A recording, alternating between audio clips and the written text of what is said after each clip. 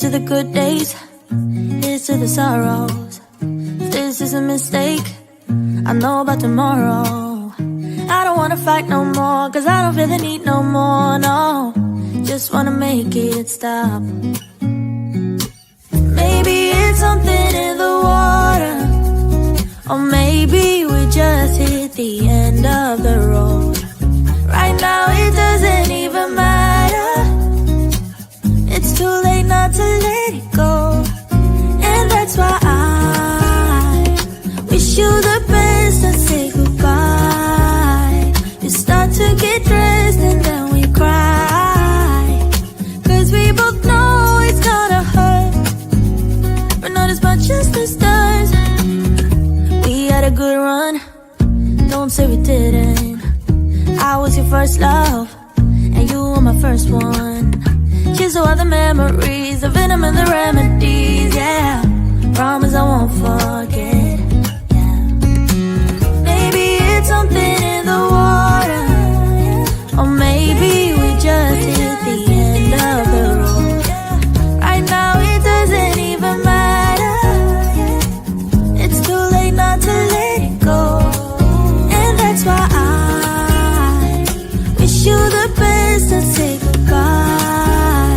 You start to get dressed and then we cry, cause we both know it's gonna hurt, but not as much as this does. So baby, bye. It's for the best and you know why. You gotta leave me here tonight before we make this even worse. It's gonna hurt even more than this does. We gave it up, we had its time to say bye, baby, bye. I'll be, you'll be, yeah, we'll be fine. So let's call it a night, and that's why I wish you the best and say goodbye. You start to get dressed and then we cry, cause we both know it's gonna hurt, but not as much as this does. So baby, bye. It's for the best and you know why.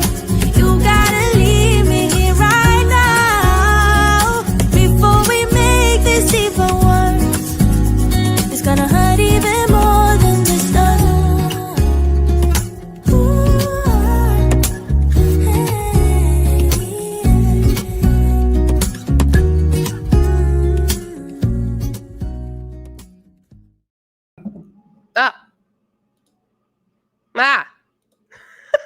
Hey, hello, I'm JulieJo. Welcome to my channel. If you're new here, welcome. I'm so glad that you're here. If you're not new here, welcome back. Sorry for that shitty intro. Also, give me a second. I had to shut my Alexa up. If I'm coughing, it's because someone got maced earlier and got a whiff. And it's like in my lungs, but I'm good. So we're just gonna hop in. Okay, we're gonna get started. We're gonna get going because we got a lot of this left, like hours of this left, and I really wanted to watch it. What a way to pop in. Yeah, literally. I really want to watch it. I'm sorry if I cough throughout this thing. I told you why, so you know, whatever. Okay, let's go ahead and jump right in. Where was I last time? Was I right here? Okay. We are starting at the collaborations. So let's see how this goes. Went on, Paul and Morgan also began to collaborate with other creators and people they knew, sometimes friends and family, but also other fundy YouTubers. I believe it was at this time they did their first collab with Girl Defined and also began to regularly collab with Hannah Williamson. In fact, her and Morgan supposedly became quite good friends. Let's take a look at a few of these videos. So we've already seen Women Shouldn't Have Bodily Functions Michael, but let's look at some of their other friends and family, starting with Caroline and Lucy. One of the things I find really interesting is Caroline is Morgan's best friend and she was there for her throughout her pregnancies. She made a lot of appearances on the channel and they always call her Carl. Like, that's her nickname, Carl. So you don't like trans people changing their names to be more real to who they are. You don't like men dressing as women. You don't like drag queens. You don't like women who are a little bit more masculine or men who are a bit more like they're very strict about like gender roles and gender must be this and this and this, but you call your best friend who's a cis woman Carl. Did y'all see, I had to pause, did y'all see the video of oh fuck, what's her name, about J.K. Rowling? It was, whose podcast was it? I know them, but I have a brain issue where apparently I can't remember words like ever. So, oh fuck, what's her name? I'm subscribed to her YouTube channel. Let me look it up.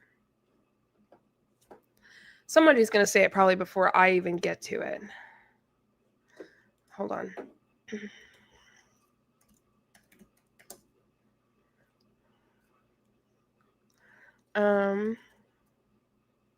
Something. Yes, Jinx Monsoon on Z-Way. That was so good. Shall we watch it? Shall we watch it? Shall we watch a clip?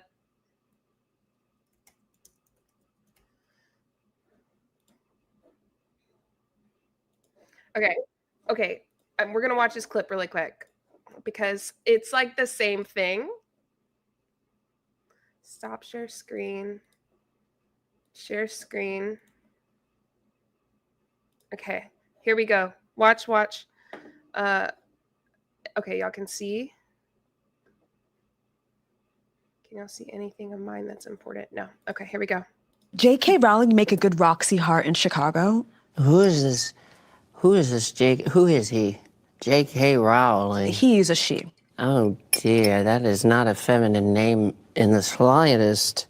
You know, I know that oftentimes female authors use initials so that people assume it's a male writer.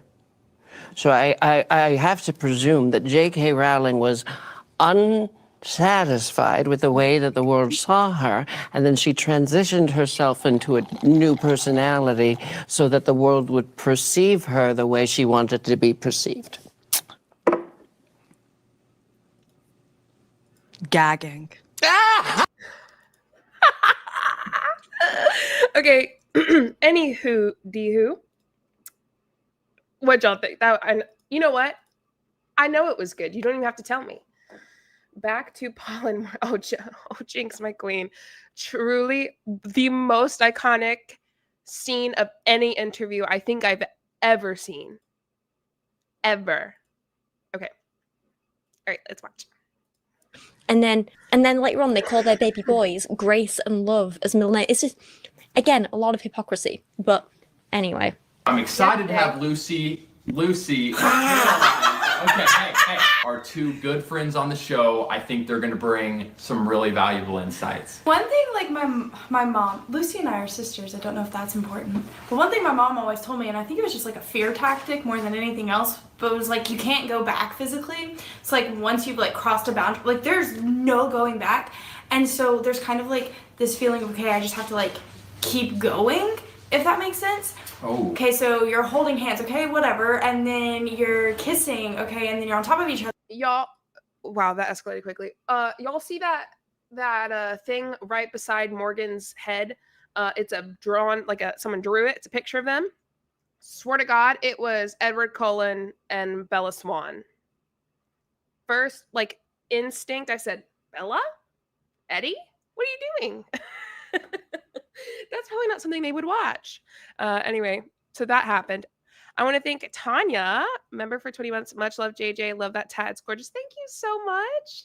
That is so kind. We're getting there. Oh, yeah, I forgot. I also, I said, where'd the rest of my tattoo go? It's right here.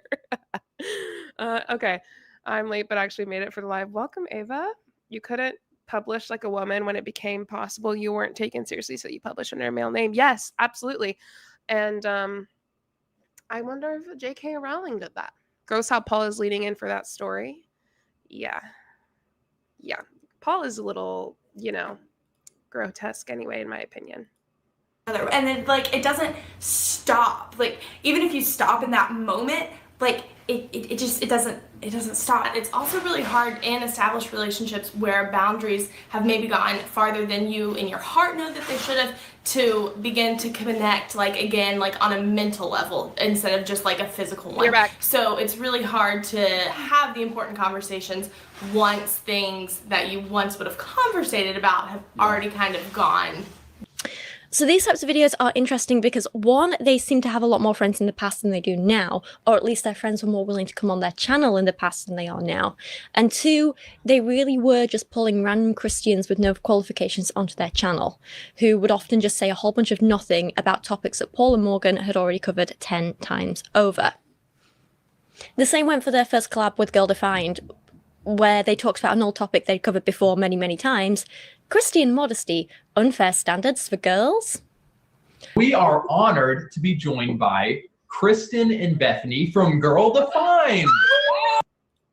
My worlds have collided. I really hate conversated. Isn't that not a word? Anyway, I've said it before, so like, but yeah, no, I get it. This is everything I never knew that I never wanted ever, but here we are. Yes, we're so excited to be on here. We are for real so happy. You guys are one of our favorite YouTube channels. Kristen and Bethany, Morgan, three of the finest ladies I know. Is there unfair modesty standards for girls? I just wanted to start this off with telling you ladies who are watching this video, and this is gonna maybe sound a little bit blunt, but I say it with love. Morgan Blunt? Ladies, you've got to stop looking at this situation of modesty in the world's eyes. I think that it's so easy for our hearts to be immediately hardened to hear the things that, you know, our social media is pushing on: be yourself, show your body, love yourself, blah, blah, blah, to see all this stuff that the world is pushing. Nah, y'all heard her first. Don't love yourself. Don't let people talk you into loving yourself. Come on now. You know better.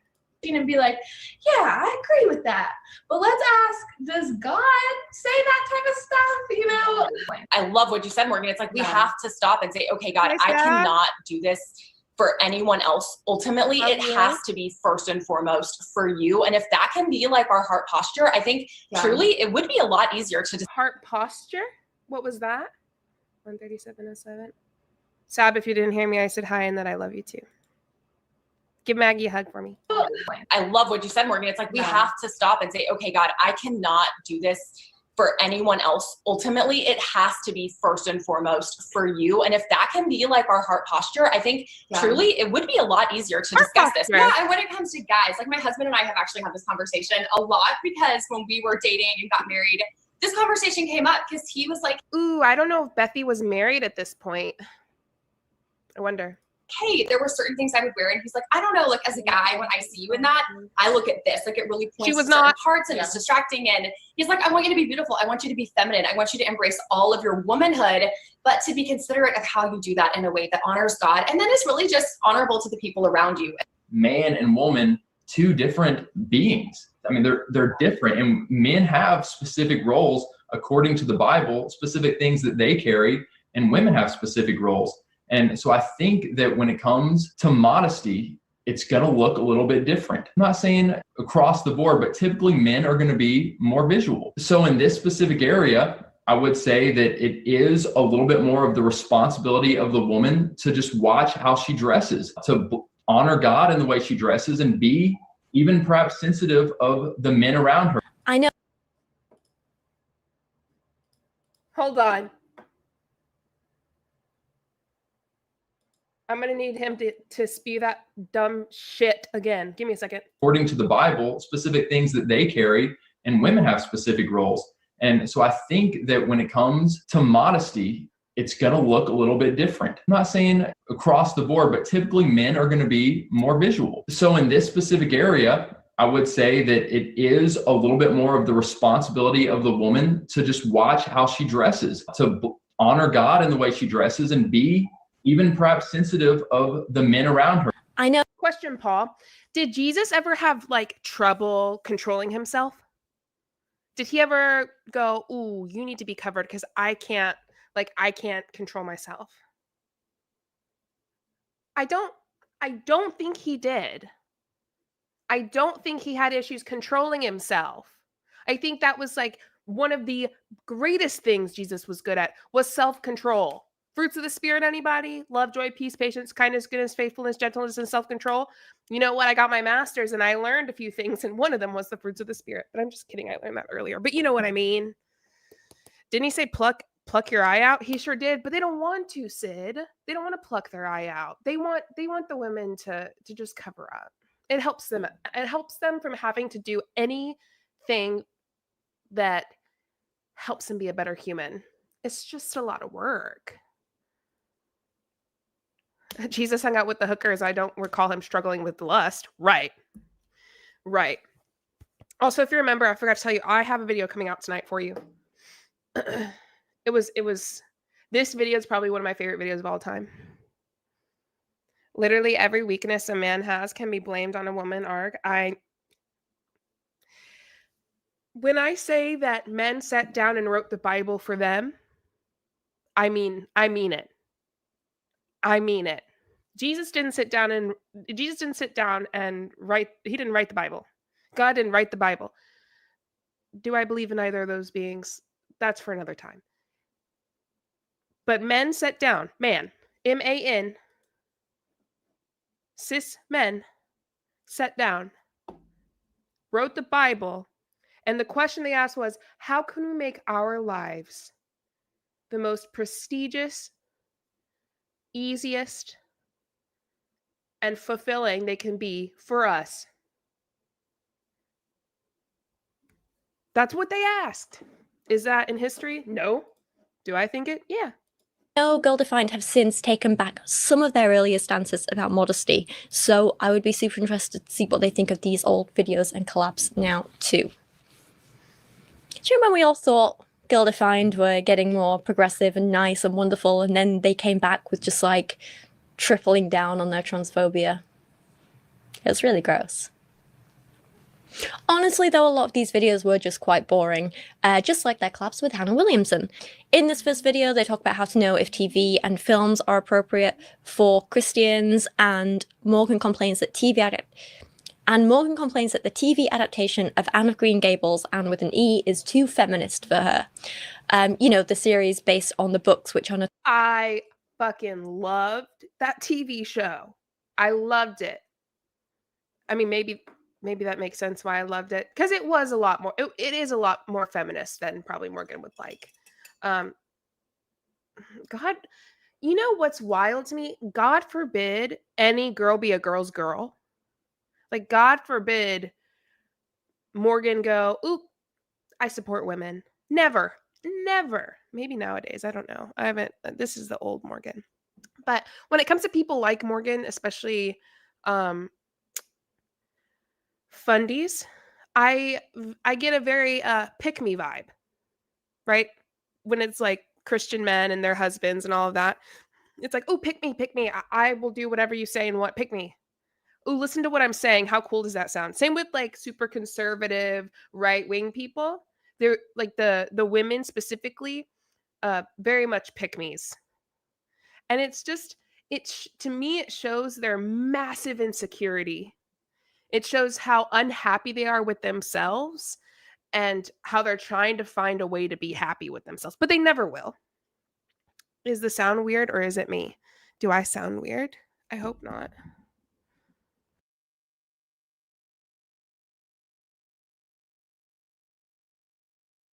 If it does sound weird, let me know. iMac microphone? Hold on.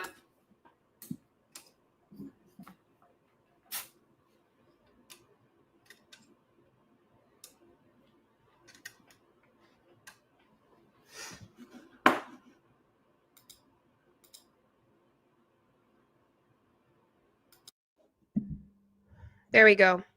Now it's on my mic. I don't know. I think there's something wrong with the cord again for this. This is like the second or third cord I have. Sorry about that. Thank you for saying something. Sounds fine. Okay, well, I'm glad it sounded fine then too.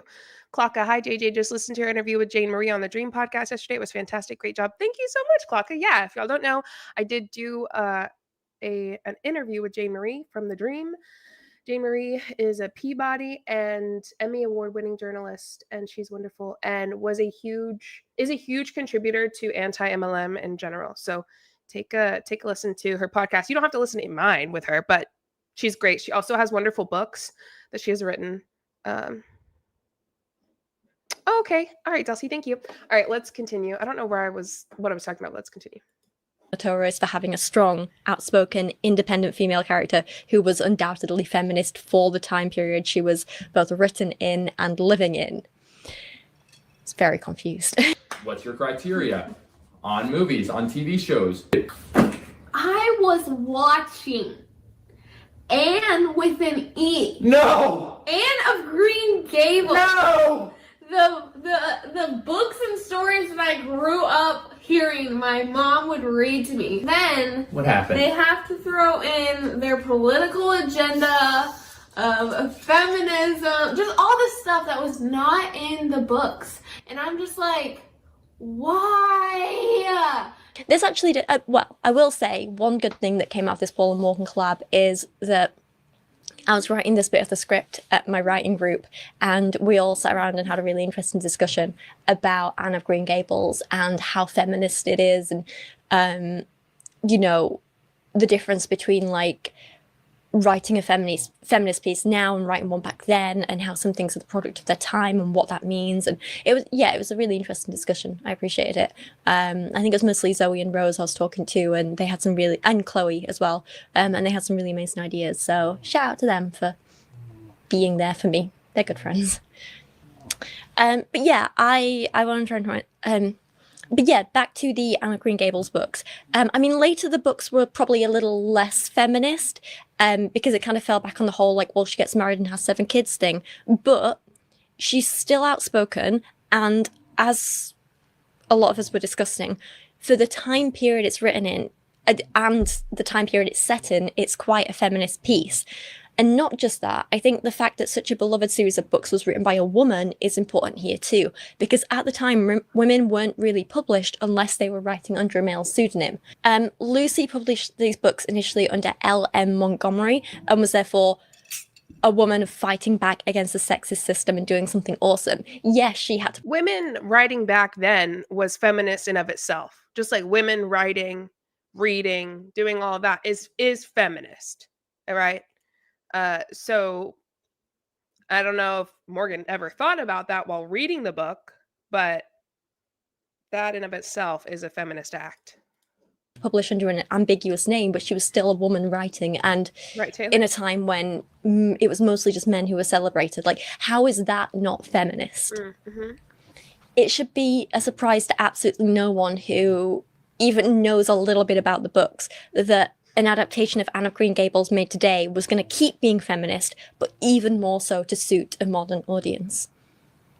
Morgan says she read the books, but I feel like she was probably so brainwashed as a kid by her fundy parents that she maybe missed the point entirely and missed the feminist messaging behind it. Or maybe she just doesn't understand what being feminist is. I think that one is true.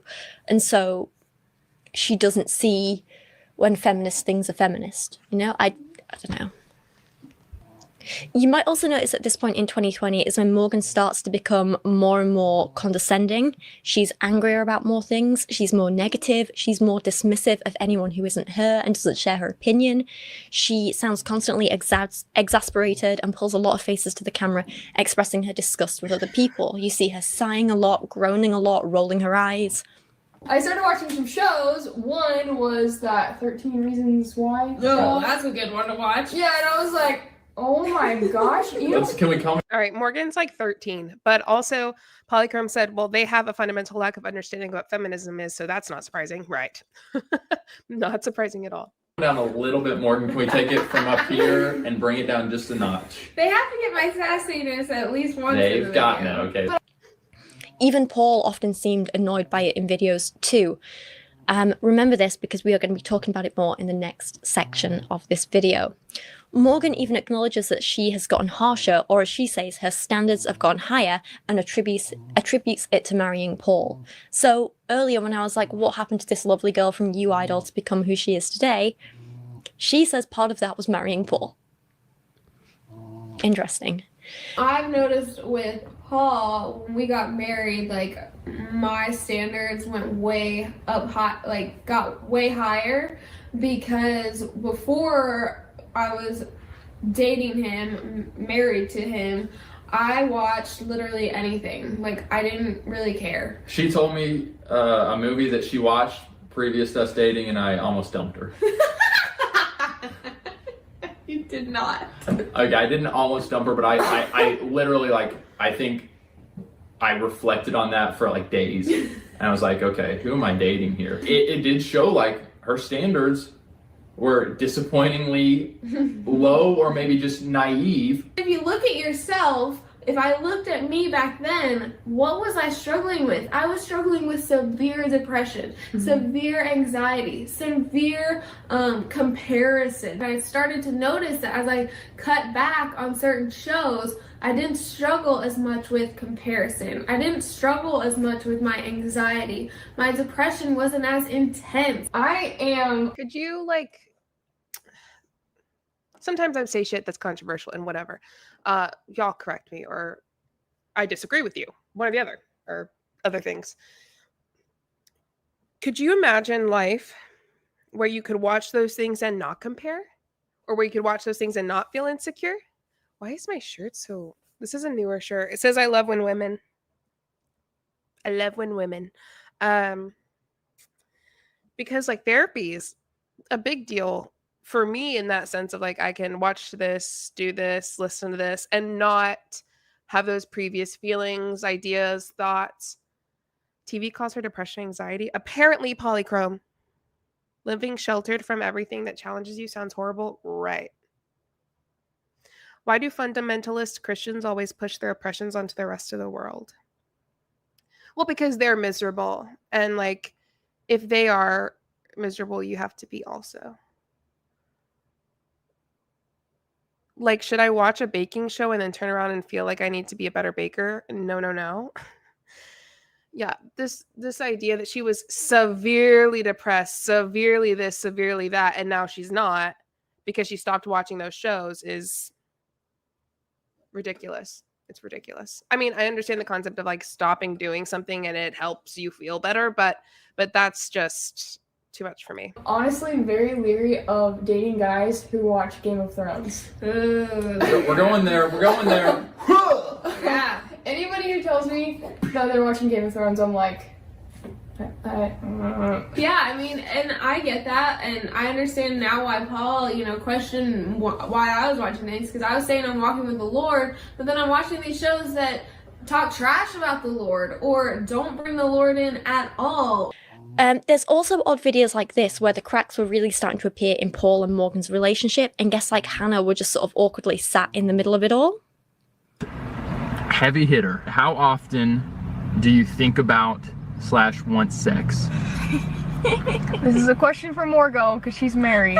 I know that it's different for every woman. A lot of people say that the majority of women do not ever want it as much as guys want it. I think Paul thinks about it and wants it a lot more than I would think about it or want it. For me, like, yeah, it crosses my mind every single day, maybe once a day.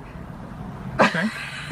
But that doesn't necessarily mean that I'm wanting it every single day. Like, I could go much longer than Paul could without having sex and be just fine. But I love it. Sorry, Hannah. This video also had a lot of Hannah trying to say stuff and Paul jumping in to be like, so let me, a man, explain what you're saying. And once I noticed him doing this to Hannah, I also noticed him doing it to Morgan constantly. Ooh, that is a good... First, I'm going to read Lady Mittersalt said, doesn't she struggle with all of those things now, just untreated, unmedicated with 2 kids and a useless man-child husband? Yes. Yeah. And there's stuff about the medical... recently, she had, like, a big medical episode that we can look at more later once we finish this. But yeah. KK Turtle said, it's the flip side of RuPaul's, if you can't love yourself, how the hell are you going to love anyone else? It's like you can't dehumanize others without also dehumanizing yourself. That's a good point. Very good.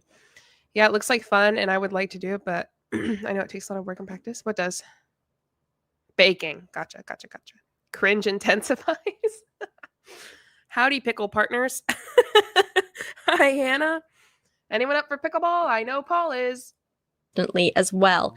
Here's one clip, but there's a ton more like this, and it got very noticeable after a while. Smiley, or if he's more like So almost like their demeanor, their countenance. yeah, and like it's just the way they act in general. He definitely has a habit of mansplaining a woman's view, not only back to her, but to the audience. Like, not in a way that says, hey, I'm listening and understanding what you're saying, but more like, hey, I can explain this better than you. It's very annoying. Also, sorry if you can hear Kubi snoring in the background. No, She's over there by the lighting having a good sleep. So cute. And finally, they ended this video with a little bit of body shaming. I don't think that I really cared if my guy had a six-pack. Wow. I wanted him to like be like fit, and like when he flexed, I wanted to be able to see his arm muscles. I don't think I personally didn't want like pudge. I'm just not attracted to that. But I know plenty of girls that are like, give me that pudgy man. My future guy, whatever, doesn't have to have like turtle shell, shredded like that, you know what I'm saying? I think I agree with Morgan. Like, he doesn't have to be shredded, but I would prefer that he's not overindulging in doesn't have a big belly. And I have to hold the same standard for myself. Like, I'm thinking about that. Like, you better believe that we're saying these things thinking like we're not going to allow that to happen either to us. Boom. Raw and honest. Raw and honest. It is really sad, but it's easy to see why Morgan was so unnecessarily harsh on herself post-pregnancy later on. It doesn't feel like either of them have ever had the most healthy approach to body image, you know? And speaking of unhealthy, I wouldn't necessarily call this an era, but the next section of videos that I want to talk about, while making this video, I grouped them into a folder called Morgan Starts to Look Miserable. Morgan's misery? Oh, iconic. Oh my gosh. Because from around the end of 2019 throughout 2020, Morgan seemed to become more and more unhappy. We touched on this a little in the last section. But it was clear over time that she wasn't really enjoying being on camera anymore. There were fewer moments of genuine happiness between her and Paul, and she seemed angrier towards the topics she was talking about. I'm pretty sure viewers noticed this as well, because from what I remember at the time, people were very concerned for her, and she even admitted herself that she'd been struggling. Hey guys, what's up? It's Morgan, and this is the Paul and Morgan show. I'm making this video because I want to check in on you guys, and I just want to be real, raw, and honest with you all, because that's how I am. So during this time, I have been struggling pretty intense. I think that there's a difference between like being raw and honest, and then also being like, also having the ability to filter as an adult and not act like a child with your raw honesty. Stop saying raw. Your raw honesty. I think that Morgan, from what I've noticed, struggles having the ability to filter what she's trying to say for a couple reasons. One, she doesn't have that ability, and two, she doesn't care enough to have it. And I think that, and I could be off on this. I think that Paul has such a big personality that she had to figure out how to match his personality maybe in YouTube videos, and what she figured out was her sassy, right? Sassy Morgan. She's sweet, but like sassy too. She has a sassy side. And there's a difference between being sassy and like just being a butthead, and she doesn't know the difference. Oh, and also like being racist, homophobic and stuff. Like I think she doesn't realize that sassy and those things like shouldn't be the same, but she makes them the same. It's just been super weird for me to like figure out like how to live during this time. In this past year, I have actually like been totally off of antidepressants now, and not struggled with any of that stuff for like almost 3 years now. It's weird because I feel like the enemy has just thrown that all back in my face and like been just really like tempting me to. The enemy's not tempting you to take medication. That's how depression works, my girl, for some people. You're fine for a while, then you get depressed. The enemy, and I feel like this is what she's about to push. I caught it a little early, but maybe I'm wrong. The enemy's not pushing you to go back on medication. That is fucking wild. Science is there for a reason. And if you don't want to use it to make your life better, good, but fine. But do not put that on other people. That's how I felt about Jessie Lee Ward. A lot of people, really. That's how I felt about Jessie Lee Ward. I was like, all right, JLW, you don't want to fucking do cancer treatment? That's fine, but stop telling other people to not do it. Stop telling other people to juice cleanse instead of that, or do coffee enemas instead of that.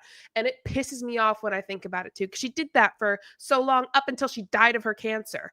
And the idea that that could affect somebody today who has cancer and they could die from it still gets me fucking going.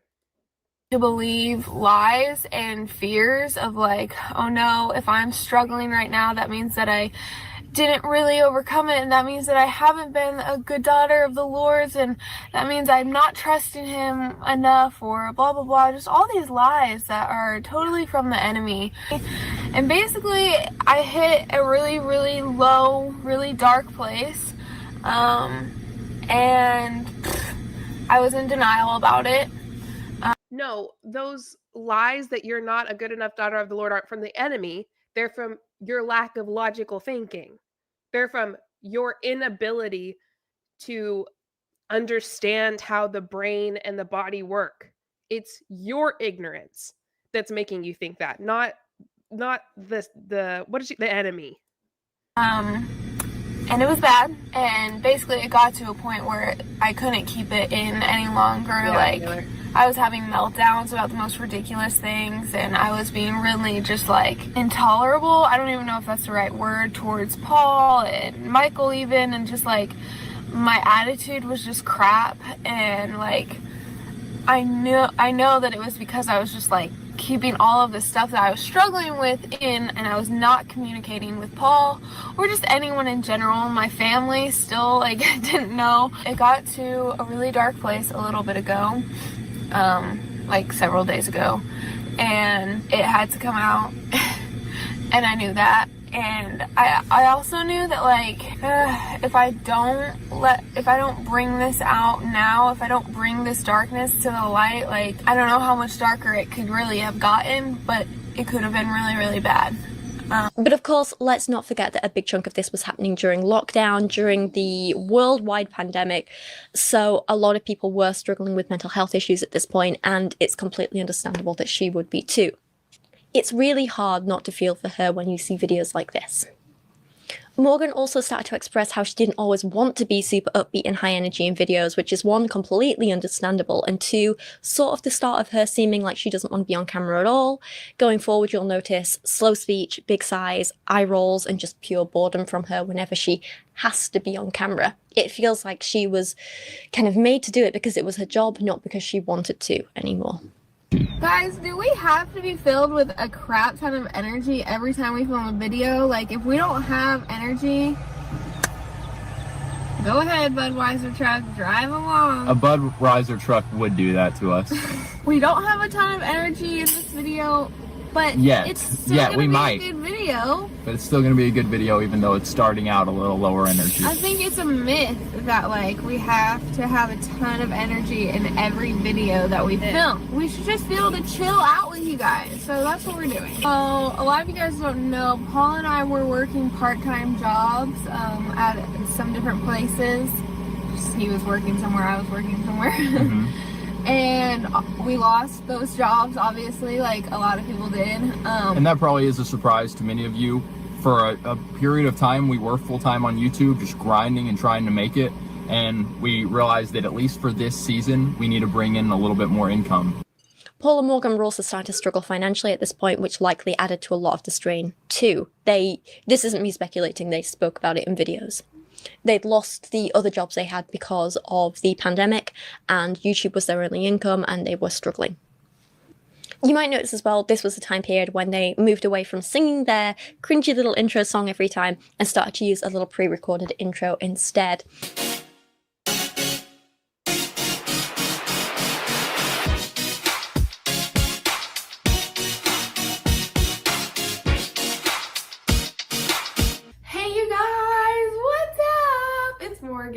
You know, when I said when they stopped singing, it was kind of like videos became mature.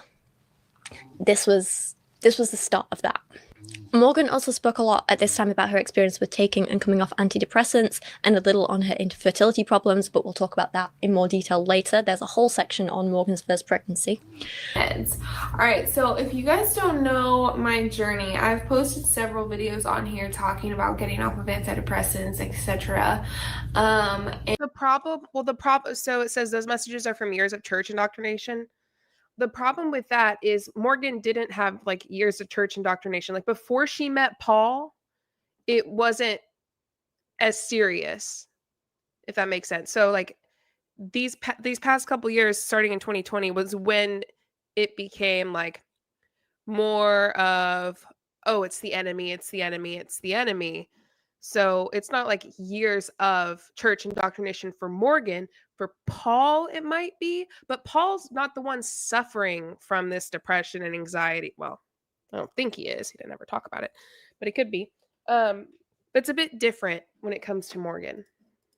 And basically, I'll just give a short rundown. I was on antidepressants for almost 7 years. The one that ended up working for me was Zoloft. I took the generic Zoloft. And I was on that 50 milligrams for several years, and then 100, and then 150 milligrams, and then back down to 100, back down to 50, and then that I was like at 50 milligrams for a whole year, and then we started tapering off. Also, Paul and I were trying to get pregnant, are still trying to get pregnant, and I know that antidepressants kind of lower your chances of getting pregnant. I really did feel for Morgan so much while making this part of the video. She's super relatable. I've experienced so much of the same stuff as her. And sometimes I would literally, like, watching this, I would forget how hateful she can be. And it was this like really weird conflicting experience for me, because I'd be watching this woman, I'd be like, oh God, I relate to her so much. Like, we have so much in common. I really feel for her. And then like in her little moments of happiness, I was like, oh God, it's so nice to see her like that. And I felt myself like really relating to her and enjoying watching some of these videos and really liking who she was. And then she'd go and say something really hateful. I'd be like, whoa, it's like emotional whiplash. I'd be like, oh God, she just had to throw that in there, didn't she? And you remember who she is and what she's really like. So it was an odd experience. I say she wasn't always miserable though. She did have some happy, cheery moments too. In regards to Paul and Morgan's regular content, this was also the time they started making a lot of car-based vlogs, so let's look at a few clips from them. Here's one where, again, they bring up how many arguments they have, how lonely they sometimes feel within the marriage, and perhaps most concerning, Paul says that if a partner is abusive to you, you may need to separate for a while, but divorce is not an option, which is absolutely horrifying. No one should ever have to stay with an abusive partner. I will always keep saying that. They're going to say that divorce is only allowed if someone cheats. Abuse is not grounds for divorce. That's absolutely horrifying. What? Abuse is not grounds for divorce. Why, Paul? Why is that? Do you think you have to be 100% sure about the person you marry? That's a question that I think, especially for Christians, they struggle with. I think that if there are two people walking solidly with the Lord, they want to get married, they want to have a godly marriage, then you can make that marriage a beautiful, godly thing. All marriages take hard, stinking work. No matter who you're married to, it's gonna be an interesting time. Yeah. Yes, there are some people you can marry, and because of their personalities, your marriage is going to be a lot easier, a lot chiller. And then there are other personalities where you're going to have to work a lot harder, but it still can be a beautiful marriage. And Morgan and I get into our and I'm just going to say it because it's being real, like, we have had some strong arguments, some strong fights that leave us feeling, it's a crappy feeling when you get into a big fight with your spouse. Yeah. Like a really crappy feeling. Don't think we've had one of those of that magnitude, earthquake magnitude, in a while. But especially first couple years, there were some big ones. And in that moment, you do feel kind of alone.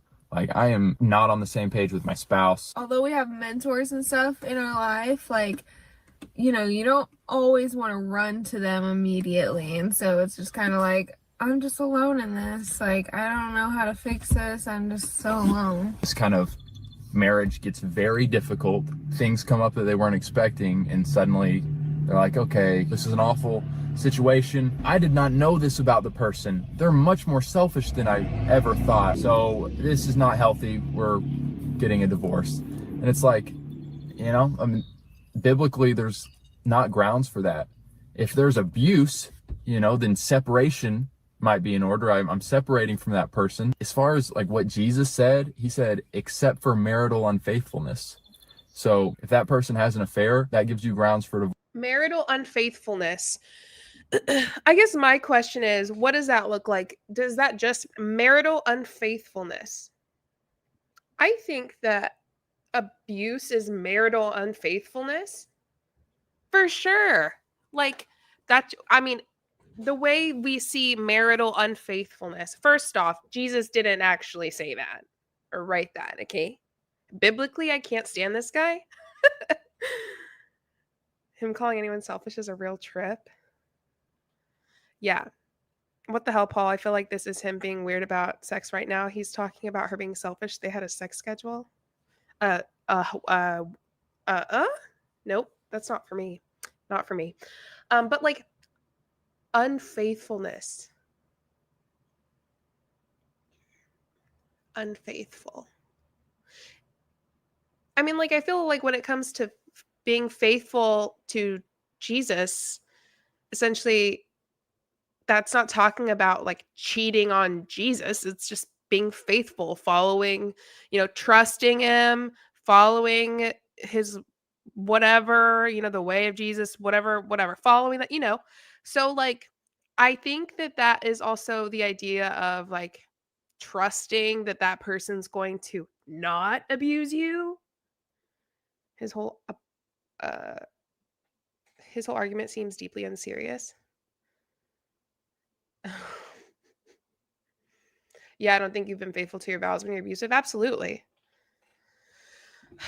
Absolutely. That's just one of those archaic marriage rules from the Bible. It shouldn't be taken literally in the 21st century. Yeah. Yeah. But I mean, if that's not taken literally, then why are we eating fish? You know, why aren't his eyes plucked out? Who knows?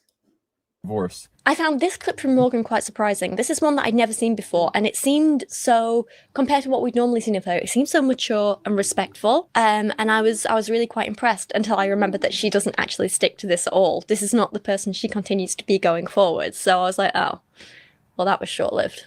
As Christians, as God-fearing, Jesus-loving people, have to be the ones who come from a very, like, just kind, chill heart. I'm not saying you can't be passionate about stuff. I'm not saying you can't, like, lay it out there. But I am saying that, like, when you're talking to someone who doesn't believe in what you believe, you should probably just go ahead and understand that, like, they're probably already have, like, walls and, like, maybe even anger built up towards you. And it's not necessarily you. Another thing I'd never seen before, but that didn't really surprise me at all, was here's a clip of Paul and Morgan admitting to being anti-evolution creationists, which is a topic I haven't covered in years, and it's giving me major flashbacks. Evolution and the age of the earth. Yeah, Michelle, that's a good point. Should I not have gone there? We're going there. Just be careful in, thinking like, okay, well, if that wasn't literal, then Noah's Ark isn't literal, and Moses in the Red Sea wasn't literal, and everything else wasn't literal. Like, just be careful, because that could be a slippery slope. Morgan and I both hold to the belief that You genuinely believe, and yes, she does, that a burning bush told me just the other day that I should come over here and stay. You genuinely believe a burning bush talked to him, to Moses. Yes, they do. They also genuinely believe that a staff was put into the sand and the ocean split open so people could run through it. That shit didn't happen. Historically, there are so many things. that are not real.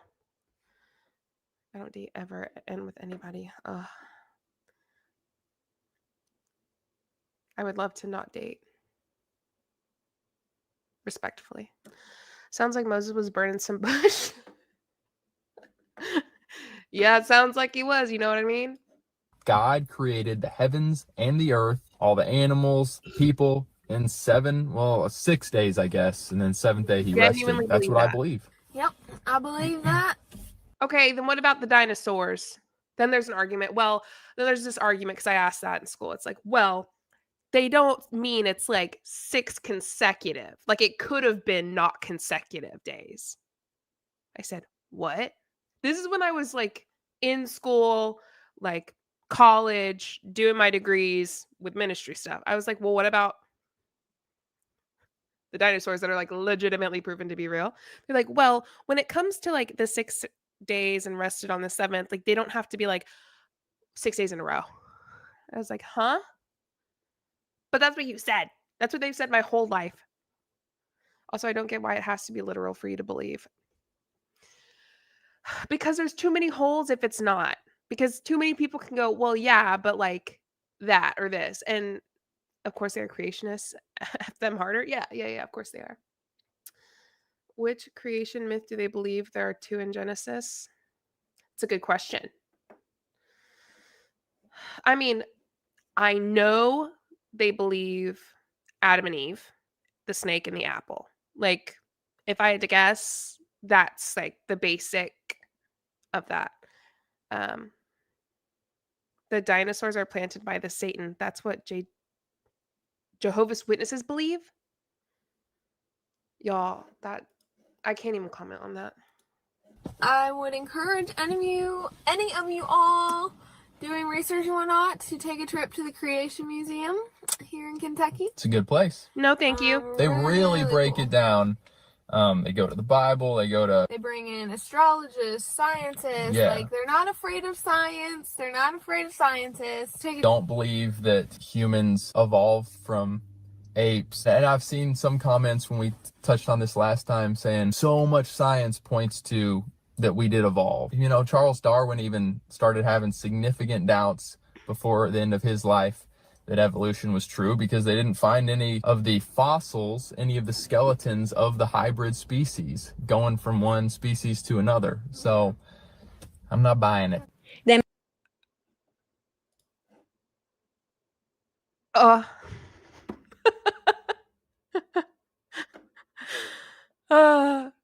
God. Oh, I love it when Paul talks. It's the worst, but it might also be my favorite because I'm like, all right. Are they okay with incest then? Cain, most likely Lot with his daughters. Yeah. Abraham with his half sister Sarah, David's son, great. Yeah.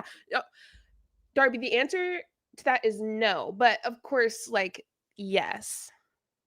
You know?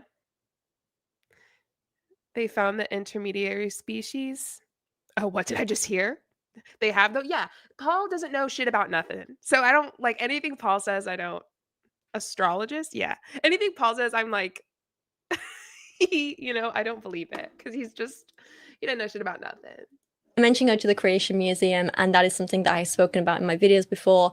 I have covered books and writing by Ken Ham and Kent Hovind and picked them apart and fact-check everything. There's some really old videos, but I think they were quite good for the time. I don't know.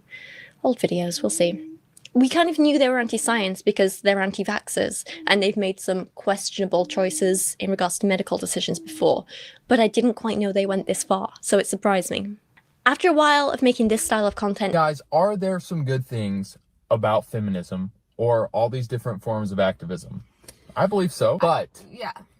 But are there some concerns we have? Yes. And when we start seeing these... You left Jordy for me? Lily, that means everything to me.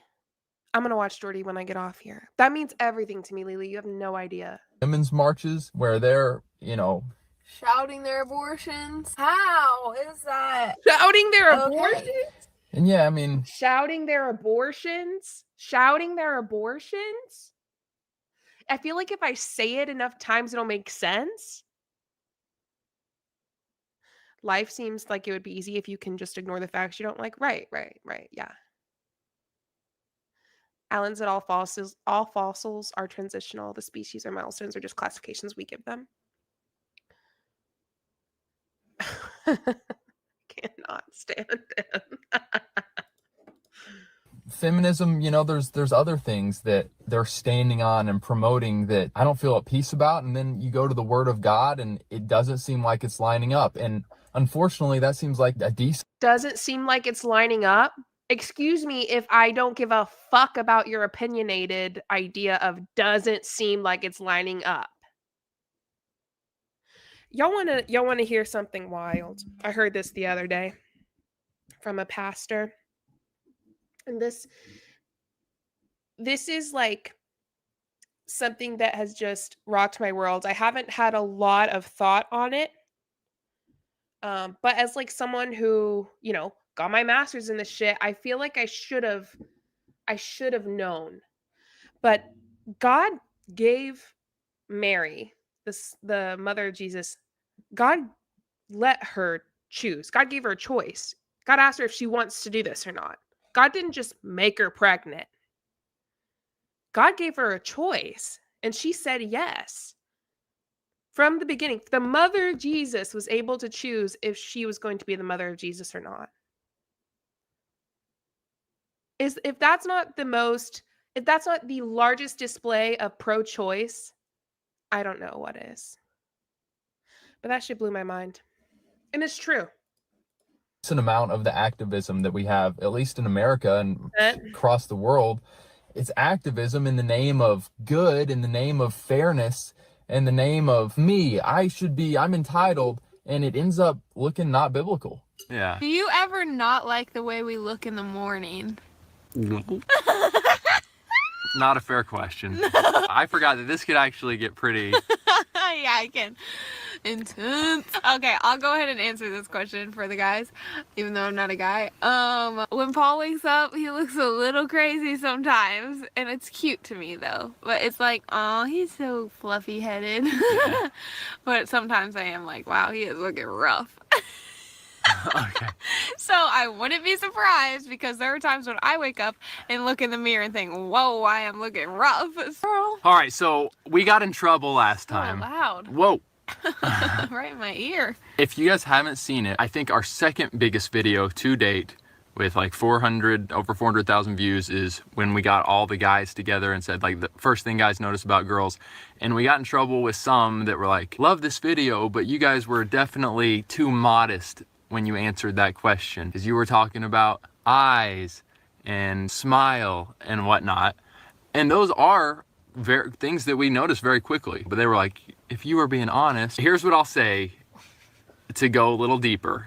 When it comes to certain attributes, let's just call them curves. Okay, for the sake of, the curves are something that a guy will notice. But this is a tough one, because for you girls watching this, you think, okay, so I guys, show off my boobies. Guys do notice curves, so that means I need to accentuate those more. No. If a guy is a godly man, he might notice them, but he is not going to focus on them. Yeah. Yeah, he might be like, okay, this is a blessing. But I'm not going to allow my eyes to focus on these things all the time. And honestly, it would help me as a dude for my girlfriend to make sure that she's not flaunting them a ton, so that it doesn't tempt me. Yeah, it can be something, right? It can be something that I can look forward to when we get married. But if she's flaunting them every time we go out, every time I see her, it is going to be difficult for a godly guy. And you might. Then get fucking help. Get help. If you can't control yourself when someone has their tits out, get help. Okay? Seriously, if you can't control yourself when someone's wearing short, if you can't control yourself when someone is naked in front of you, let's get for real. Get help. If you can't control yourself when there's a naked human being in front of you, get help. You still should be able to control yourself, no matter what. If you have to do this mental gymnastics to convince yourself you like your partner, you might be with the wrong partner. I'm sorry, what are we flaunting? Get out of here with that shit. It's giving beard. Anyway, like, Someone could be fully in their birthday suit in front of you, full birthday suit. You should still be able to control yourself. Simple as that. And if you cannot, seek help. Notice him putting some distance between you guys if you're doing that. Definitely have deep conversations, ladies. Yeah, shenanigans. We're not airheads that only talk about sports. Okay, some do. Some only talk about sports. Some do. Including these car vlogs, they had 2 big announcements. Number 1, they were becoming certified facilitators to help and advise other people with their marriages, which is wild. We have an announcement to make, so this is the video we're making for it. Now we want to go even deeper with you guys. We have become certified facilitators for an awesome premarital counseling program. And don't you have to like being married to do that? Shouldn't you I don't know, not be 10 years old? Not that they're 10, but you know what I mean? Yet they're young, they hate each other, and they fight all the time. I don't think you should be. I don't think you should be whatever they are right now. The facilitators or whatever, I don't think so. we want to walk you and your person one-on-one with the 2 of us. I guess that's 2-on-2. Yep. 2-on-2 through your premarital counseling to help you all have a healthier, godlier marriage. We want to walk you through a course. It's typically 6 weeks, but that can be customized. Helping you and your future spouse learn as much as you can, be as prepared as you can going into marriage. And something which I'm pretty sure was immediately forgotten about, they don't use to this day, and I've never heard them promoting it outside of this short-lived little era. And 2, they announced just 2 days later that they were planning to take another new direction with their content, stepping away from relationship advice and talking more about pop culture stuff. They really do love these big announcements and eras. We're talking about the end of the Paul and Morgan Christian relationship channel. Yeah, because it fucking sucks. It's horrible. Y'all are terrible at giving advice. I don't know what you want me to say. Even as a past Christian, y'all's advice still sucks ass. Oh! And not sucking ass in a good way either. Sorry. Oh, no! Why me? Oh, brother, where art thou? Where do we even begin? They're gonna be like, why aren't they crying? Well, here's the reason why we aren't crying. Because as 99% of these videos go, the really dramatic title, thumbnail or the title, it's not always as it seems. Talking about the ending of the channel, it's not exactly as it seems. Is there some truth to them, to ours? Yes. Yes. We are about to make the biggest direction change, biggest change in general to our channel that we've ever done. But is the channel ending, Morgan? No! New horizons, baby! Is going to look different. And this doesn't come, it's not like an overnight thing. Like, let's just change up our channel. For the past probably 6 months, longer, Morgan and I have had an increased passion for what we see going on in culture, in life, in faith, in politics. You know, like 3.5 years of making relationship videos. Not to say we won't make any more relationship videos, especially if they tie into culture. You know, we're bringing relationships, we're bringing faith, we're combining all of this stuff to what's going on right now. 3.5 years of doing relationship videos, it's just like we've covered everything. Everything 5,000 different times. Looking back now, was like, this seems like a very, very silly business decision. Because, I mean, yeah, change up your content and topics all you want, right? I mean, I know I do all the time. I go through stages of things that I'm more interested in than others. I'll go through like a poetry phase or a literature phase or a fundy phase or a sciencey phase or like whatever. I go through my stages. This is fine. This is normal. People have different interests. You want to mix up your topics all the time. All good. Nothing wrong with that. However, if you want to be giving people one-to-one relationship advice and counseling them, and you're trying to use your platform to... Are you talking, Hannah, are you talking, so the Madison about hitting her kid, are you talking about the one where they made a post and it was like, and she's like 6 months old and they're like, yes, we will spank her. Yeah, we will be spanking her. That's child abuse. Listen, if you spank your kid, no, there's literally a 0 for all of it. No, 0 across the board for hitting or spanking or anything like that. It's a no for me. Ever. On all accounts. Find clients for that. Maybe don't just stop your relationship content altogether and say, we're not doing this anymore, we're just doing pop culture stuff. That seems like a silly choice.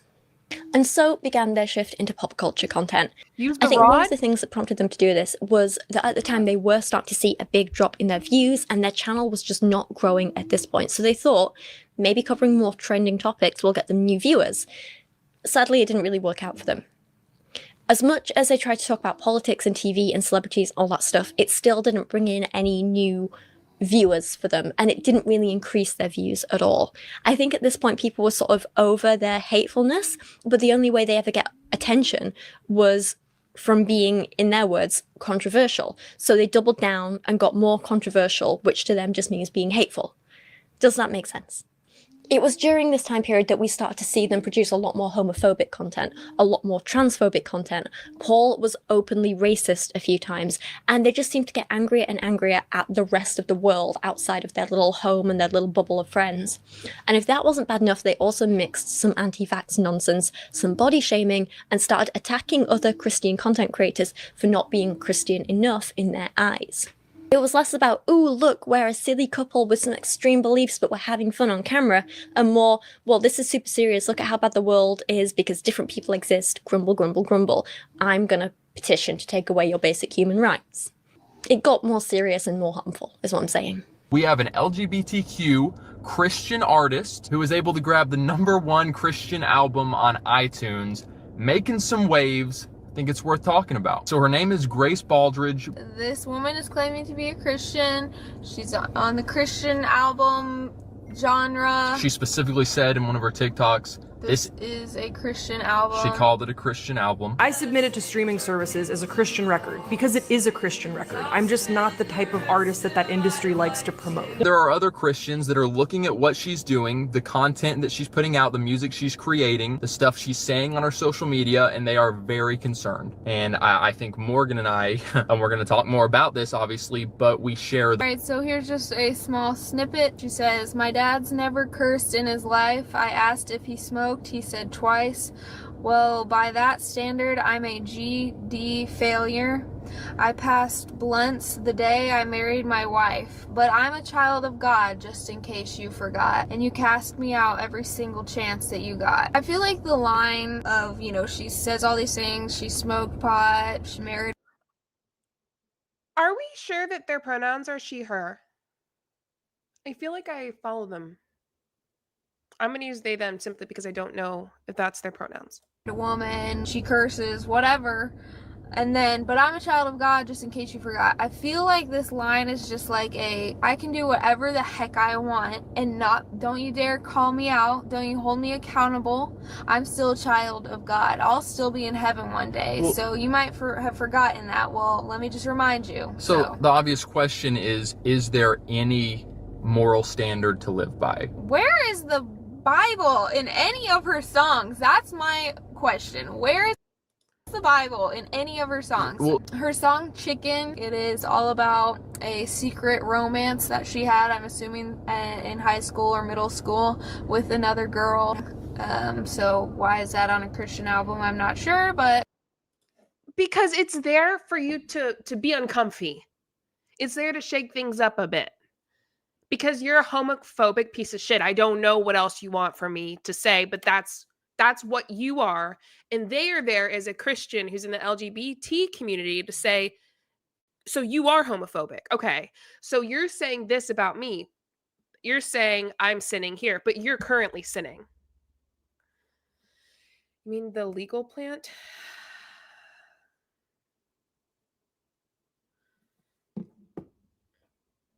Sorry, I'm looking through accountable to who? Porgan? I forgot where God and Jesus stand regarding humans making judgments on each other. Y'all judging just because you're boring and repressed? Okay. Yeah. Right. And what's so interesting to me is how pissed off these people are. They are so fucking heated over this. I'm like, you're mad because someone who's gay hit #1 on the Christian charts and you don't like it? What about the pastors who essay children and they're known to have essayed children and yet they're still pastors, but we're not pissed about them. We're not mad about those situations. So why are you more comfortable with PDF files than you are with gay people? Come on now. Okay. Today's video, Demi Lovato has changed her pronouns. I'm assuming that she was okay with being called a she up until recently. This is going to be interesting. And let's use our English knowledge and change the pronouns to they, them current, like in this video. I know they go to she, her now or she, they, but they, them, Paul, come on, use your brain. It's tough. The world we live in, 2021 America and worldwide, is confusing. Is it not? I mean, you know what would be easier than bitching about it? Going, okay. And then just doing your best to say they, them. You know what's better than sitting here bitching about Demi Lovato when they change their pronouns to they, them? You know what's easier? Saying, okay. Like, when the fuck do you talk to Demi Lovato and have to get their pronouns right in front of them? It's okay if you mess up, just correct yourself and keep going. And how often do you talk about Demi Lovato to be so pissed off about it? LMFAO, how dare you act like using they is easy? Oh my God. I'm so sorry, everybody. It's so hard. You know what's confusing, Polly Pocket? Thinking you can go pro as a 36-year-old at fucking pickleball. Right. Who needs to take accountability for smoking? What? Oh, Rochelle. Apparently they do. That singer does. Well, as long as they're heterosexual pedos, it's fine in their view. Yeah, right. Because of them PDFs and gay people are actually the same in their eyes, very incorrectly, obviously. Right, but they get even more upset about gay people than they do PDFs. My blood pressure's rising. Yeah. Can we agree My that brain just begins to melt if I really think about it. God forbid you use your brain. You know what you could do? My pronouns are they, them. Okay. God forbid. God forbid. I need to call Jesus on my phone. still so many Americans like hold these people on such a high pedestal and like aspiring to be like them? And what did they say? They came out saying this. Oh, that's so good. Like, I'm gonna take that as advice and wisdom for my life. I say it again, watch who you're taking just like political advice from, spiritual faith advice from, life advice from. Through this work, I've had the revelation that I identify as non-binary. With that said, I'll officially be changing my pronouns to they, them. So much self-reflection, so much self-improvement, self-work, all about me, and now here's where I've arrived, or here's where I'm arriving. I'm non-binary. I'm sorry, but how is this gonna help you? I feel like it's just gonna be that much more confusing for you as a person. Literally, you don't know. But it's like not confusing for them. You're just uncomfortable with it. It's not confusing for them. Hello, as someone who goes by they, she, it's not confusing for me. You're just uncomfortable with it. Okay, Morgan? I know it's hard to use our brains sometimes. I know it's difficult to get a little uncomfy, but you can do it. I believe in you. Know who you are. You are literally trying to say that I'm both male and female. I lean on both sides. Non-binary literally means neither. It means they're not on the binary scale of male or female. Literally, I'm gender fluid. It's so simple that here's the deal though. You don't have to get it. You can just say, okay. It's so you don't even ever have to talk about me. You can just say, okay, and then never bring me up and never have to use my pronouns correctly. It's so simple to not be pissed off at that, whatever. I feel like a man in this way and a woman in this way, so I'm both. That is so confusing. And it's like, wow. So saying I'm non-binary they, them. Literally, like, I'm not a he, a she, a male or female. I'm all and both. That's going to help you in your... Yes. Yes. Yeah. I don't know, like, is there another word for yes? Like, sí for Spanish? Like, yeah. Uh-huh. It is helpful. It is. I don't really know how else to say yes. LGBTQ challenges their power structure. Abusing children supports the power structure. That is the difference. Ooh. That is such a good point, Lisa. I really liked that you said that. Let's just deconstruct gender and recognize it is a social construct. Recognize the social construct that it is, and it will make it easier for everyone. Yeah, they won't listen to that, but you're right. They have the sum total emotional maturity of an 8-year-old. Like, I don't fully understand not feeling your gender, but I respect that people do feel that way and treat them accordingly. Yeah, I don't really know how else to describe like being gender fluid other than like some days I feel more male, some days I feel more female, some days I feel neither, or some days I feel both.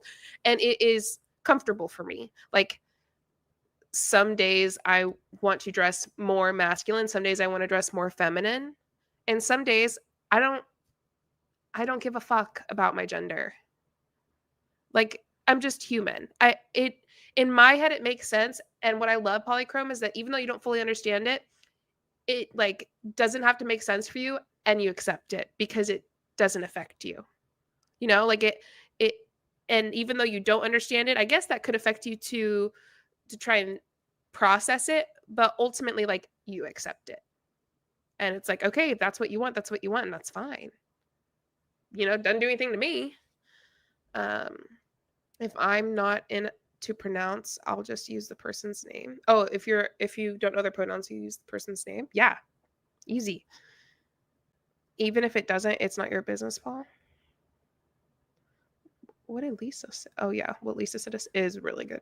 Someone else's gender literally does not affect me in any way. Go for what makes you happy. It's so simple. It really is. And like, could you imagine being pissed off that I am now gender fluid and that like I'm happier than I've ever been in my body and as a human being? Could you imagine being mad about that, about me being in a place where I've never been more comfortable before? I love hearing you talk about this. Oh, thank you, Tulips. Thank you. Quest for inner peace and inner healing and identity. I just feel like we are seeing more and more and more. I mean, it's so common now to literally see the pronouns of a person in their bio, their Instagram feed. Oh yeah. He, him, she, her, whatever. They, them. Yeah, and it's just that to me is like so. She what? She, her? Oh my God, forbid you say an English pronoun. Clear to me how lost people really are because they are trying to fulfill. Well, you're stepping on some toes here because I've seen, you know, the labels Christian and then she, her. And that's just disturbing to me. Him I'm going to underneath. just say it. That's just disturbing to me. What's disturbing about it, Morgan? That you don't get it? That you don't understand? Morgan, I want to make sure that you know I don't give a damn about these pauses either. You look terrible and I don't care about it. Why is it disturbing? Because you don't understand? Well, that's on you. Doesn't mean I need to know or want to know about it. It doesn't mean you have to share your opinion about it either. You can keep it to yourself. It's not that hard. I don't know what you guys are doing and why, but you need to knock it off.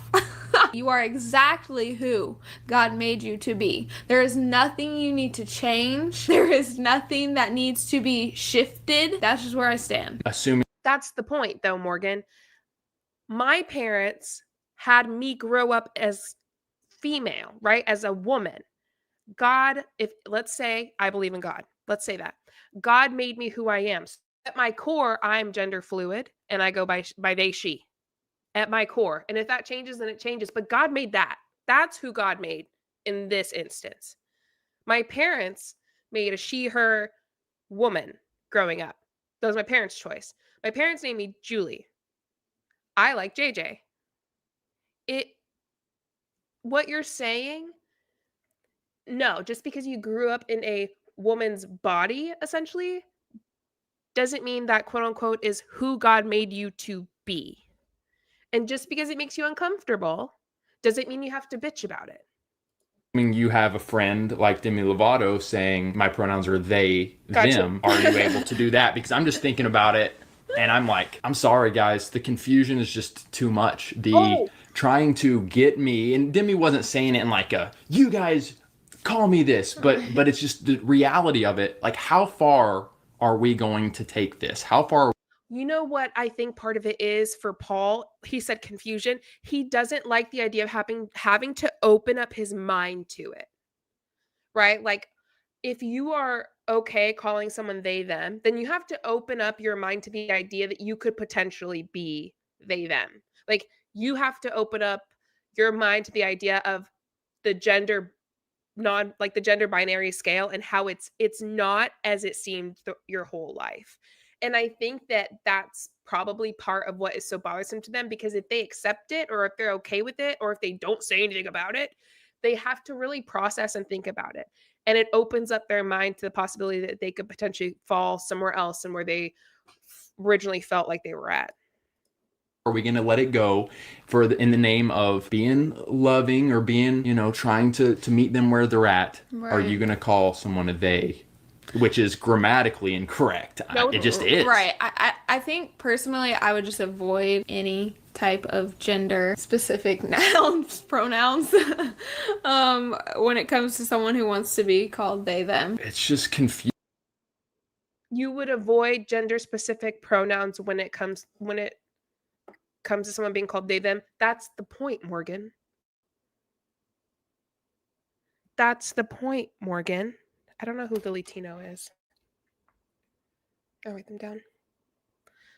Wait, did she just say the quiet part out loud? What are we, 2:14:25? Let's do that.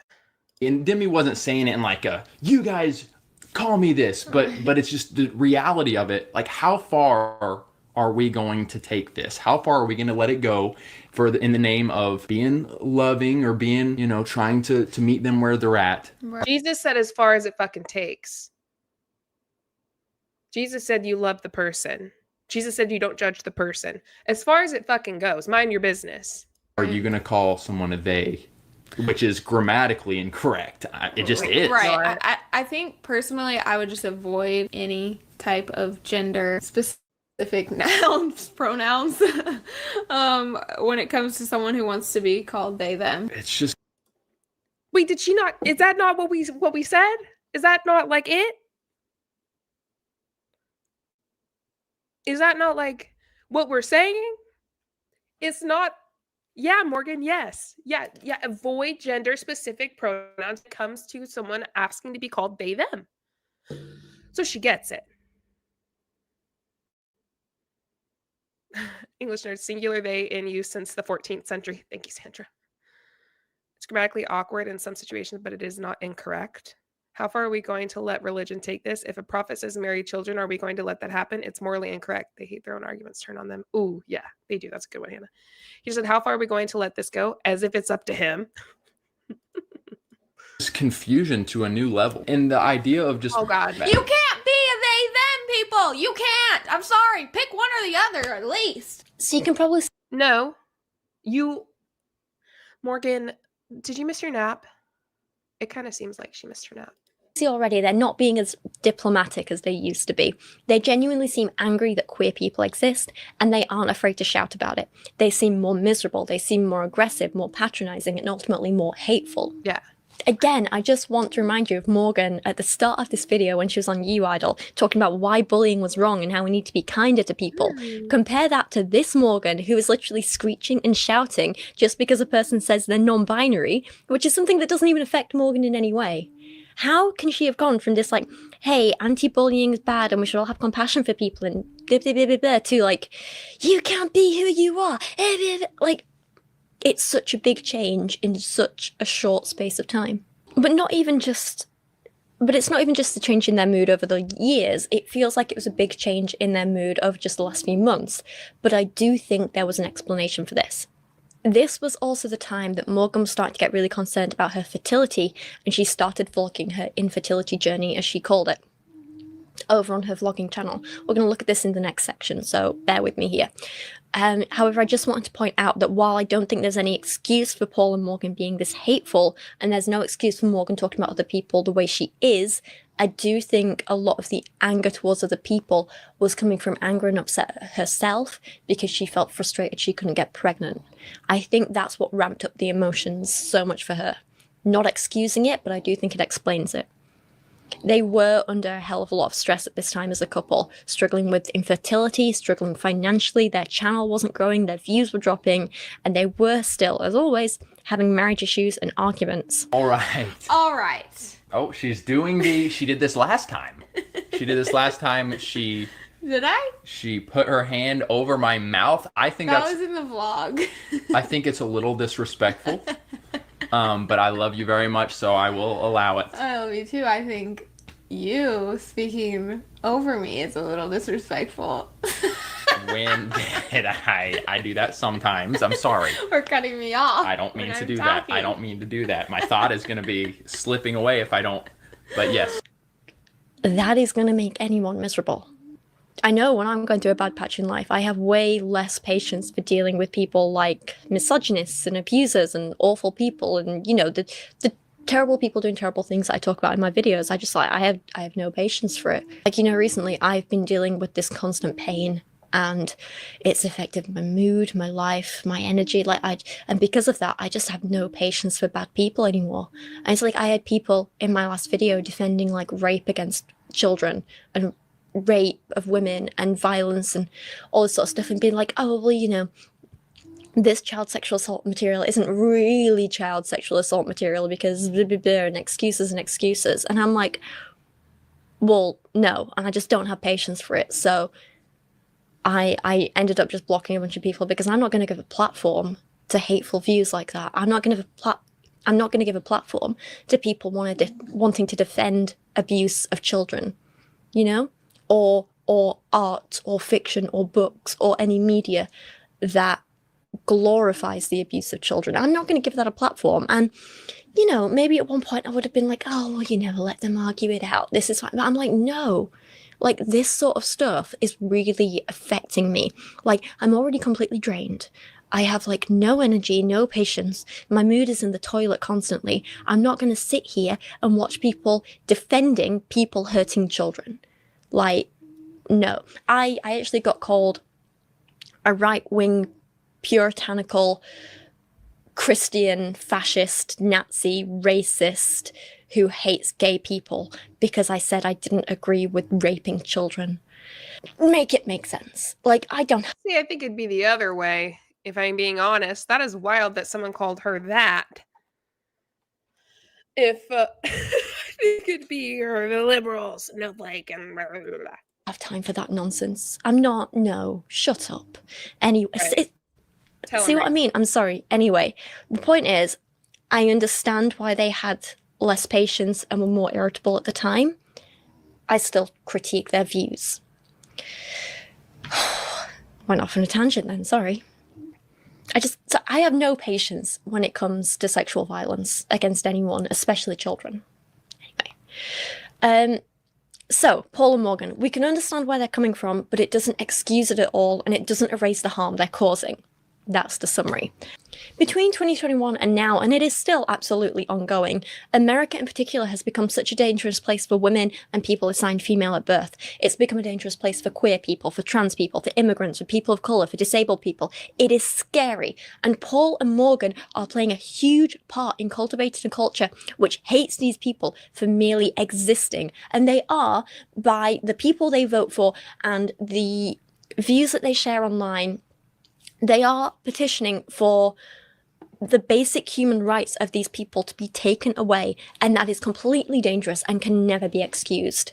I don't care if you're struggling with infertility, you don't try and get people's human rights taken away. It is that simple. I also think it's important to note that most of their hate is targeted towards women. Not all, of course. Paul's racism affects everyone. Well, like all people of colour, not all genders. Words.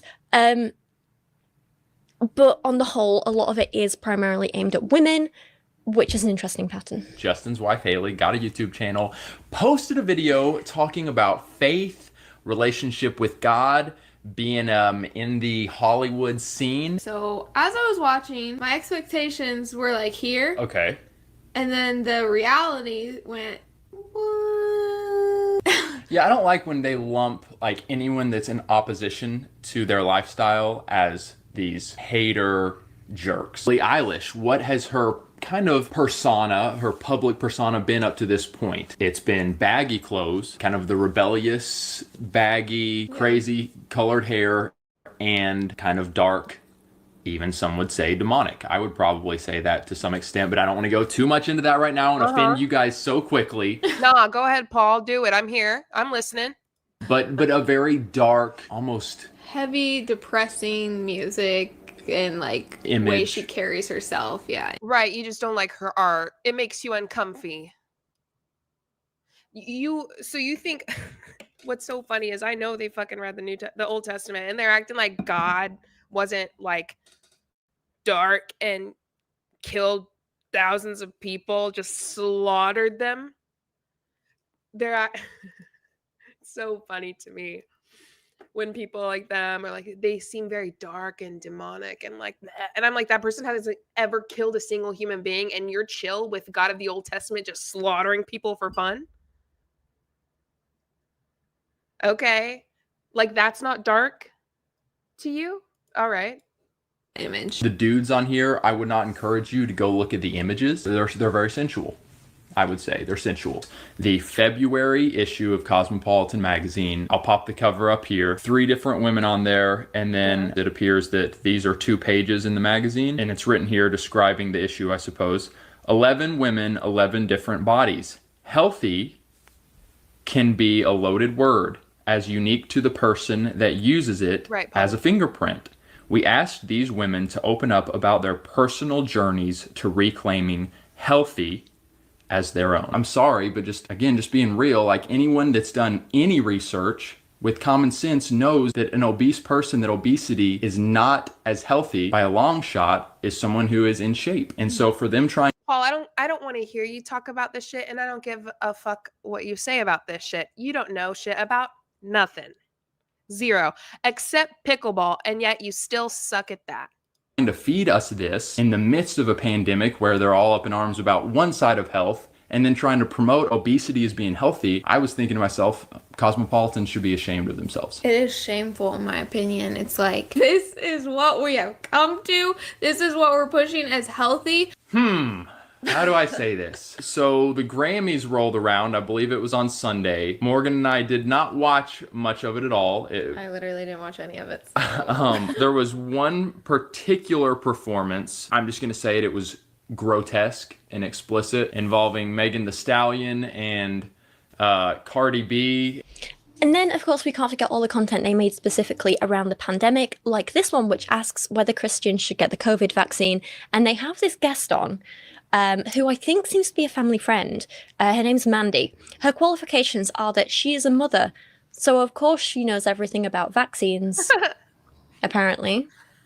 Mom of 7 kids, and she just has a lot of knowledge about vaccines, these type of things. As a mother, you want to do what's best for your kids, and this is something that over time just became part of our journey based upon things that we saw transpire over the years with our kids and their health. So this is just what moms do. It's what moms do.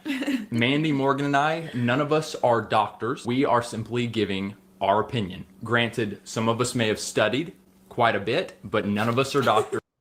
If you aren't a medical doctor, if you didn't go to med school, I don't want to fucking hear you talk about a vaccine. If you don't research and study vaccines, if you don't know what the fuck they are in them, if you don't have education on vaccines, then don't act like you know what the fuck people are talking about. What? Then don't act like you know what the fuck they are. This lady doesn't know anything. What has she done? Gone to doctor's appointments and read shit online? Moms just endanger their children and the community out of ignorance. Cite your MFing sources. Studied at Google U.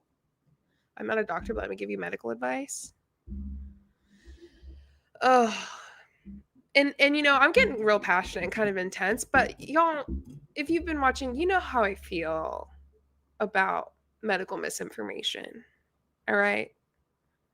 I don't have capacity for that. And that's why I don't like cover a lot of medical stuff, or like I don't do QAnon very often. I don't do that bullshit. I don't have the capacity to like sit and hee hee ha ha about that. And we are leaving this to you to make your own decisions, but we are allowed to share where we're at with this, are we not? But as I became a mom and as I began to see things that maybe didn't quite add up, for example, when my second son was born and he was born a month early, and he had this there was discussion that, you know, your baby has this underdeveloped immune system. Let's inject him for a sexually transmitted disease on the first day of his life, when I've already been told that his immune system is underdeveloped. As I grew to learn more about vaccines, there's a lot of ingredients in those vaccines that like what? Like what? Little kidneys and little babies aren't able to eliminate from their body.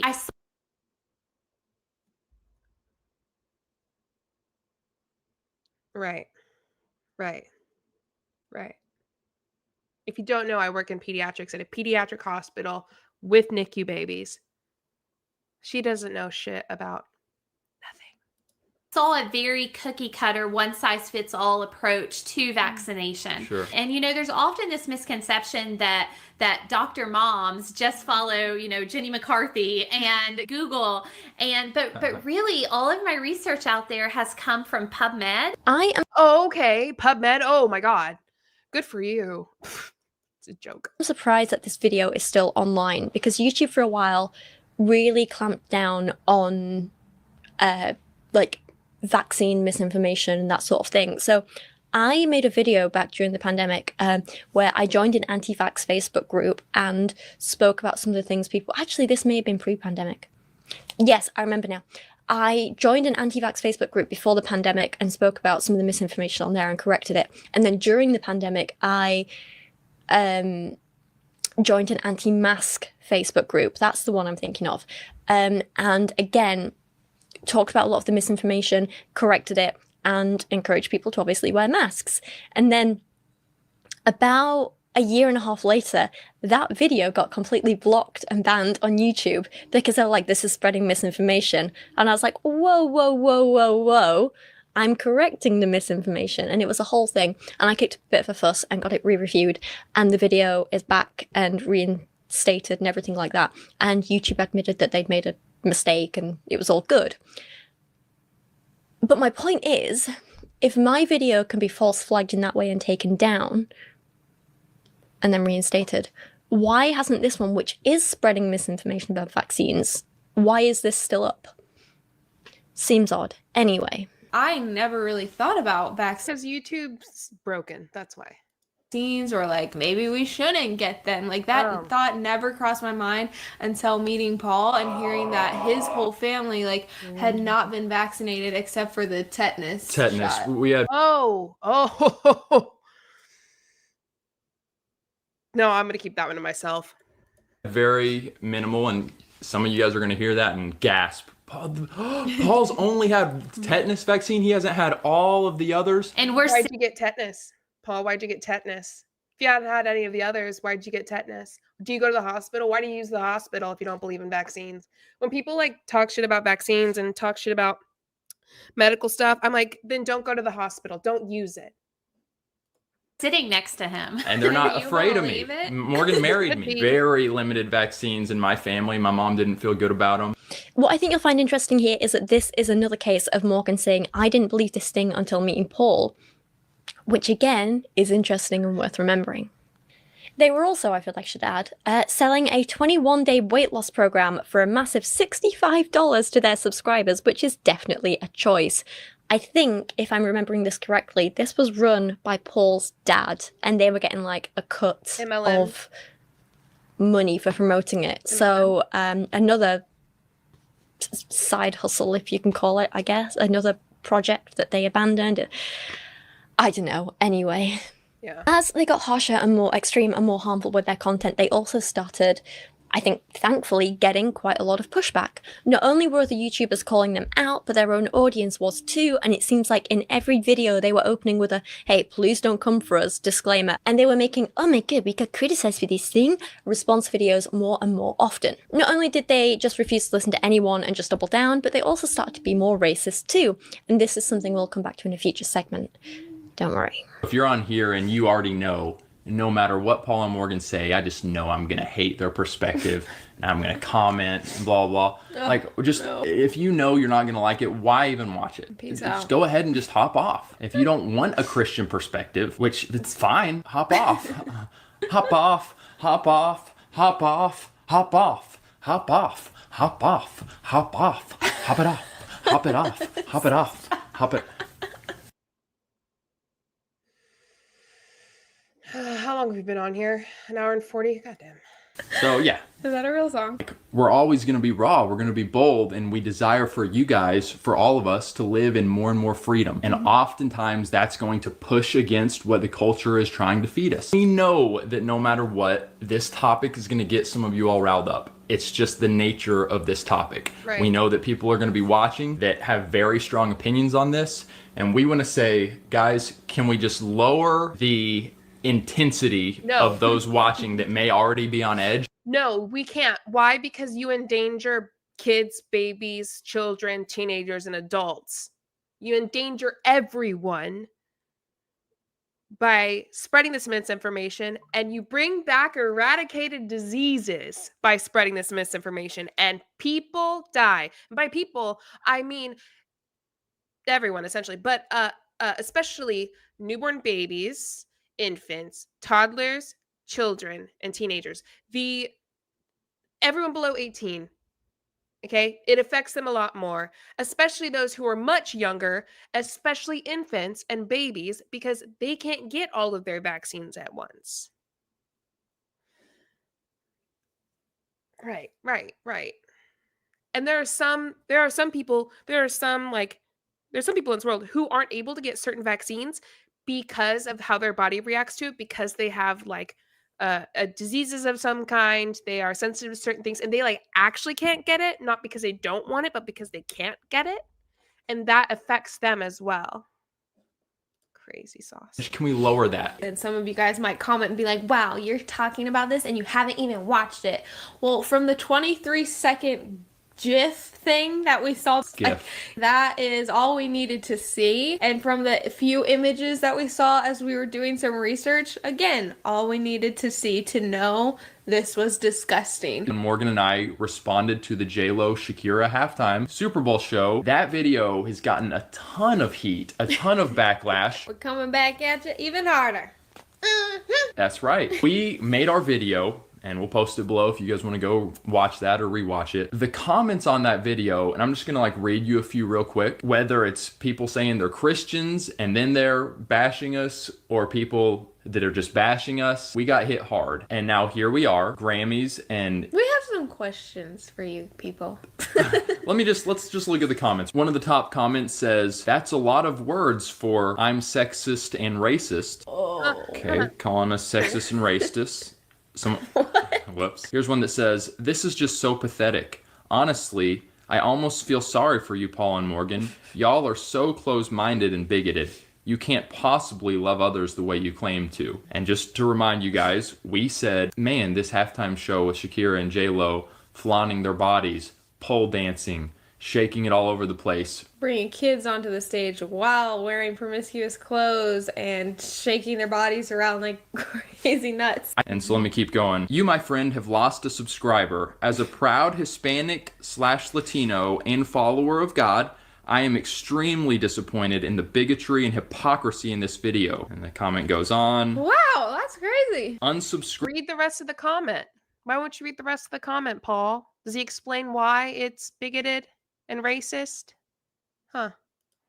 Shielding your eyes from things that can be tempting for you, I respect that, but in regards to other cultures, your ignorance shows. With these comments and stuff, we also got several comments from other people saying, I'm Latino, this is not right. This is not part of our culture. This is not no. Well, and maybe so pushing back on those types of comments, we did have that. They were on a bed together. They're dancing together. It was like, to me, lesbian, sexual, pornographic acts. Oh, does that bother you? Or do you really? Never mind. Never mind. Never mind. Never mind. Soft porn, whatever you want to call it, it was very disturbing. So my question would be, is this representative of Black culture? And are we not allowed to push back on this? Don't touch this because this is, you know. This is a cultural thing. They still made a little bit of relationship content in this time, just not as much as before. Starting in April 2021, Paul and Morgan made Questions I've Never Asked My Husband and Questions I've Never Asked My Wife videos, and honestly they're just very uncomfortable to watch. It feels like Paul in particular is very critical of Morgan, even going as far as to have a say over what clothes she wears, and in a lot of these questions and answers, I feel like these are conversations they should have been having in private, not on camera and posting to the public. What is your least favorite piece of clothing that I own?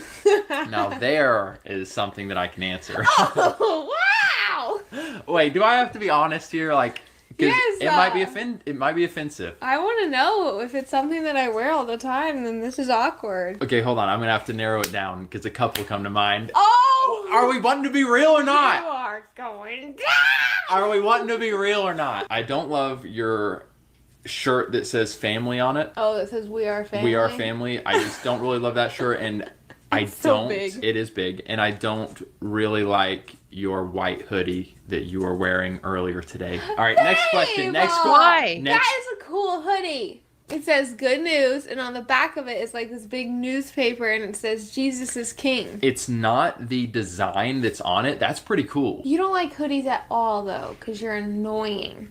Okay, is this how the whole video is gonna go? Can we get this out there? Is this how the whole video is gonna go? You ask me a question, I answer. Well, Paul, I hate your fucking shirt.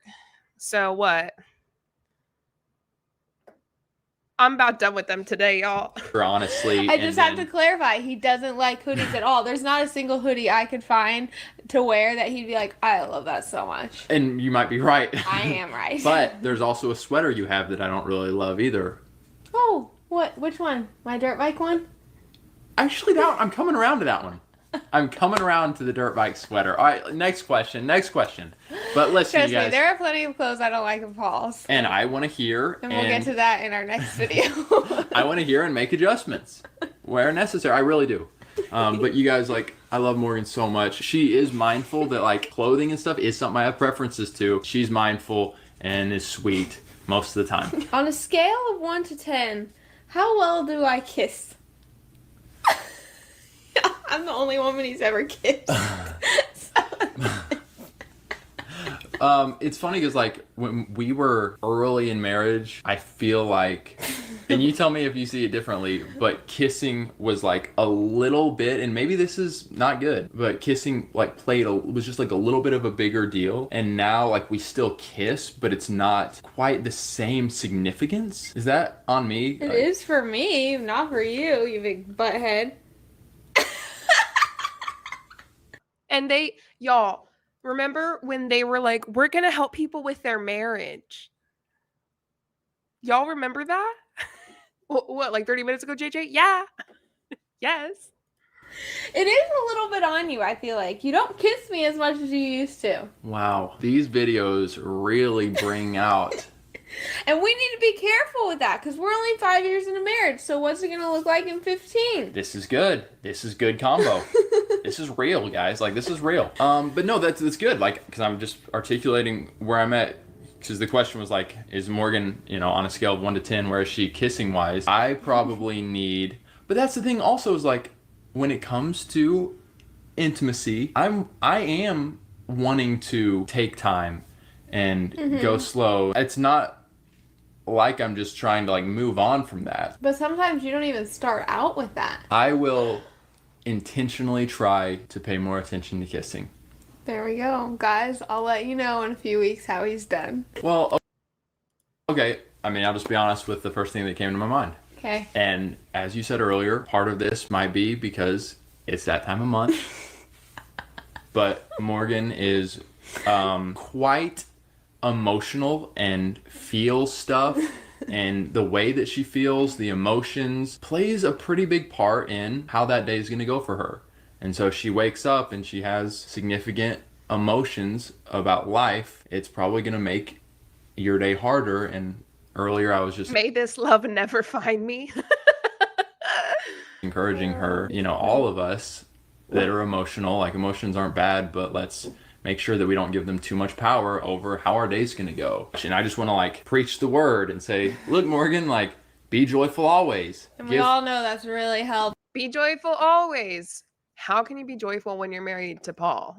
There's nothing about it that I think would bring me joy. I think, never mind. I'm going to stop there.